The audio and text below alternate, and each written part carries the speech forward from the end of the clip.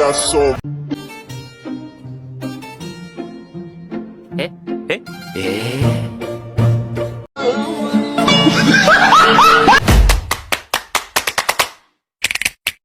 motherfucking designer right now. Bring it down, bring it down, bring it down. I got 3 old guys on the block. Assalamualaikum warahmatullahi wabarakatuh. Perkenalkan, nama saya Imratul Thaibah, bisa dipanggil Iim. Saya dari Prodi Pendidikan Agama Islam Fakultas Tarbiyah YIN Madura. Di sini saya akan menjelaskan tentang problematika dan tantangan sistem pendidikan Islam di Indonesia. Yang pertama tentang sistem pendidikan Islam itu sendiri. Kita ketahui dulu apa itu sistem pendidikan Islam. Sistem pendidikan Islam berarti cara dan langkah yang tersusun berdasarkan sumber-sumber ajaran Islam dalam melaksanakan usaha pendidikan secara baik dan teratur dalam mencapai tujuan pendidikan Islam. Selanjutnya kita masuk pada problematika dan tantangan sistem pendidikan Islam. Yang pertama, problematika ontologi pendidikan Islam. Di sini meliputi foundational problem, struktural problem, operasional problem. Yang kedua, problematika epistemologi pendidikan Islam. Di sini meliputi pendidikan Islam dikesankan sebagai pendidikan yang tradisional dan konservatif. Pendidikan Islam juga terasa kurang konsen terhadap persoalan bagaimana mengubah pengetahuan agama yang bersifat kognitif menjadi suatu makna dan nilai. Ada juga metodologi pengajarannya yang awalnya berjalan secara konvensional dan tradisional. Ada juga pengajaran agama yang bersandar pada bentuk metodologi yang bersifat statis, indoktrinatif sampai dengan doktrinar.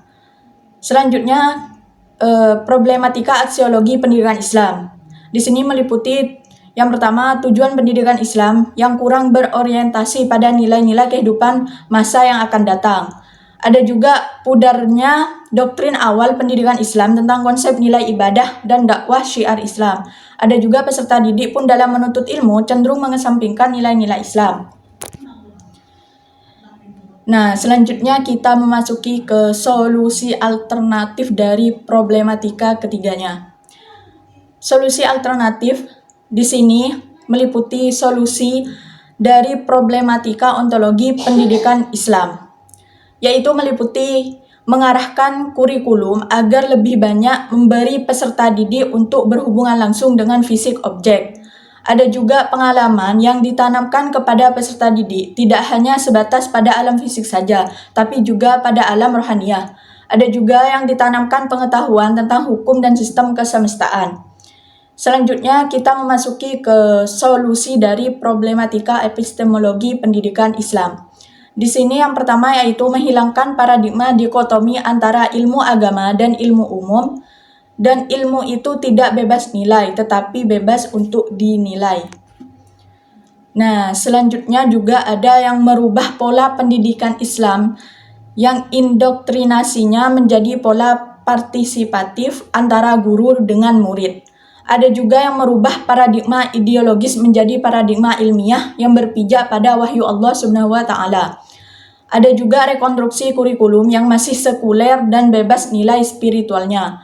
Ada juga epistemologi pendidikan Islam yang diorientasikan pada hubungan yang harmonis antara akal dan wahyu. Ada juga yang merubah pendekatan dari yang awalnya pendekatan teoritis atau konseptual menjadi pendekatan kontekstual atau aplikatif.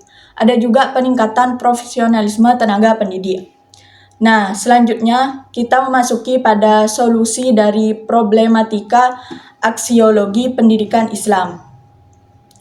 Di sini itu ada pendidikan Islam, pengembangan sistem, dan dalam proses pengembangan pendidikan.